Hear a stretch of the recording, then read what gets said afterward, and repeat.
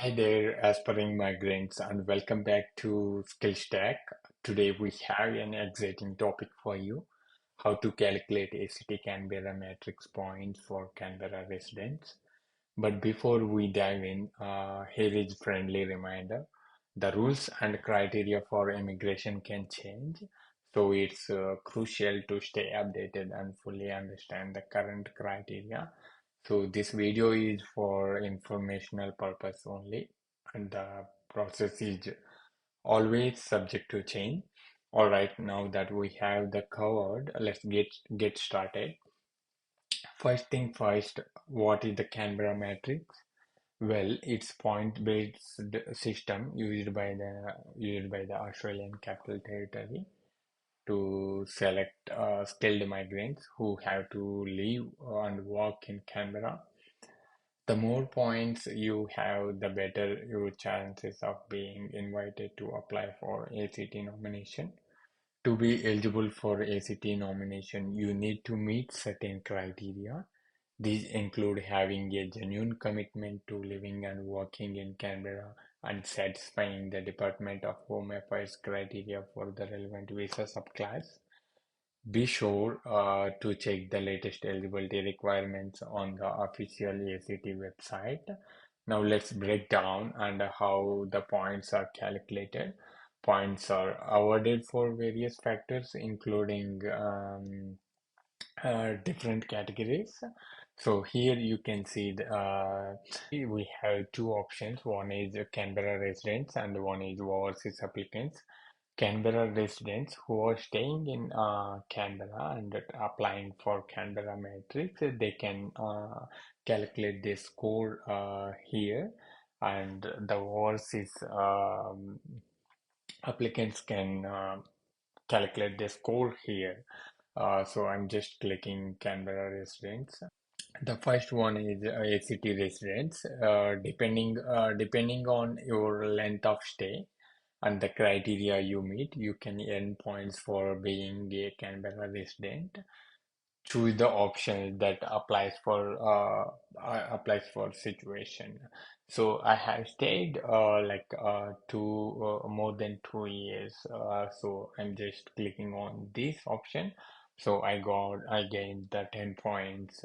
So if you have stayed more than this, then you can click on 3 to 4 years, then you are getting 15 points. So I'm just clicking on 2 to 3 years, and make sure you have satisfied the criteria for each category. So for this category, you have this criteria. So when you satisfy this criteria, then only you are applicable to gain these points. So the second one is English proficiency. English proficiency is crucial. You can earn points based on your English language skills. Options include superior proficiency and competent.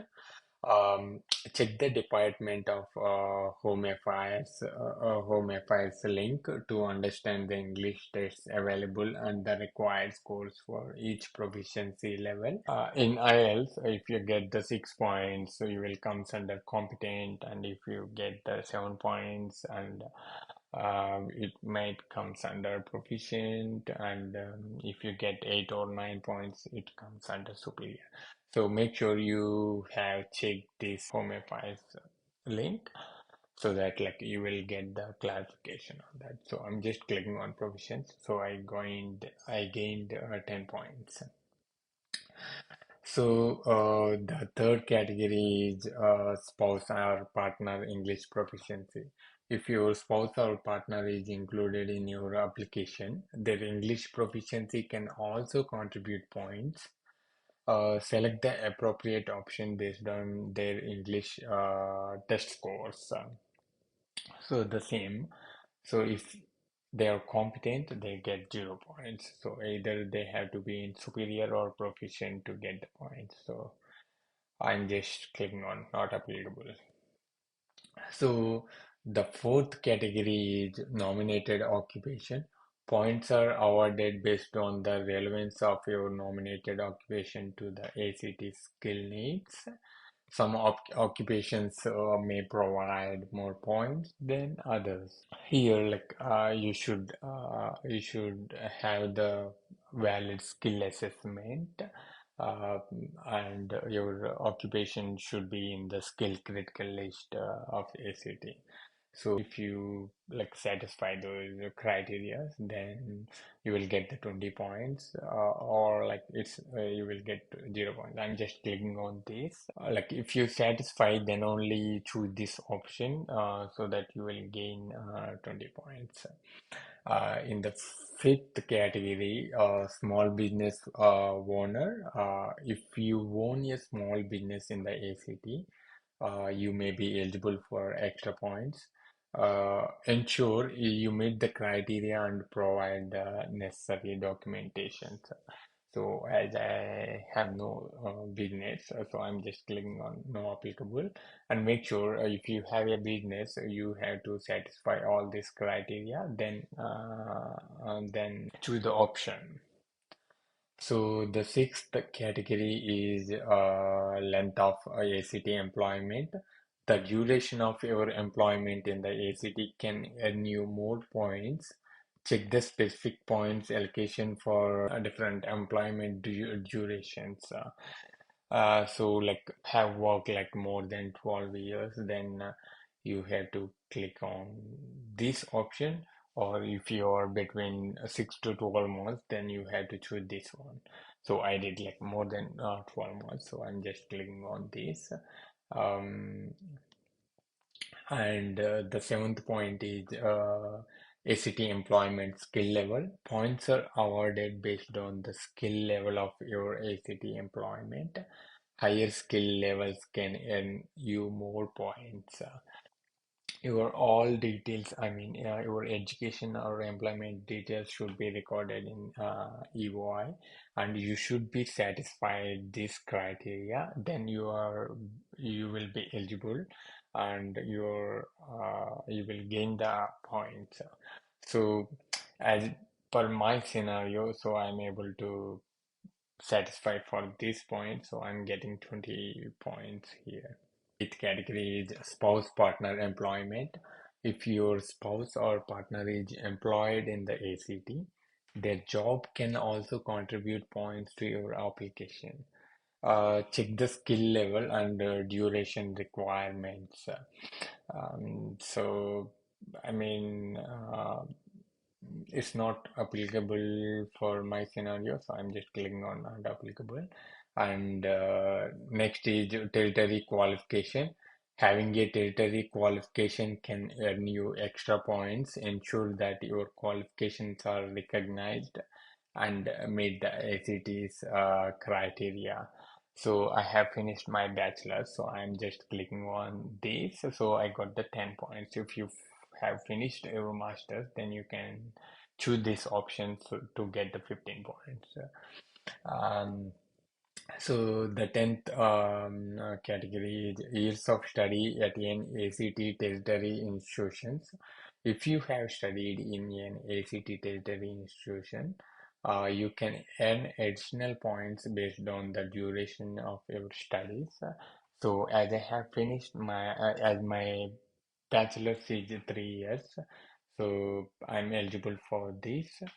And if you are ready to your PY, and PY is the 1 year course. If you have finished your PY, then it will be +1, so it will be like 4 academic years. So the 11th category is close families ties. If you have close family ties with any ACT residents or citizen, you might be eligible for extra points. Ensure you meet the specific criteria. So I'm just clicking on this option. I gained 10 points. If you have no relatives in ACT, then you can choose this option, not applicable, so you won't gain any points. So the 12th and last category is assets in Canberra. Owning assets in Canberra, such as property or business assets. can contribute to your points total. So like I have no assets in Canberra, so I'm just clicking on not applicable.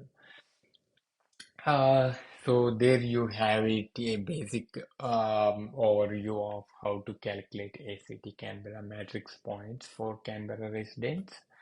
Um, Remember, the actual points required for invitation can change with the demand. So it's essential to stay updated with the latest information on the ACT website. Um, so anyway, this you got the we got the 105 points out of 195.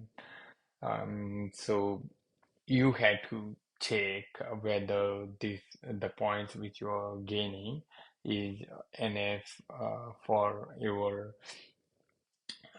occupation or not. So yeah, in the next video, I'm going to give you some information about how to check invitation rounds. Um, Anyway, thanks for joining us today. If you found this video helpful, don't forget to hit that like button, subscribe to our channel, and share it with your friends who might be interested. And as always, do your research and stay informed about immigration rules and policies. Good luck on your journey to living and working in Canberra.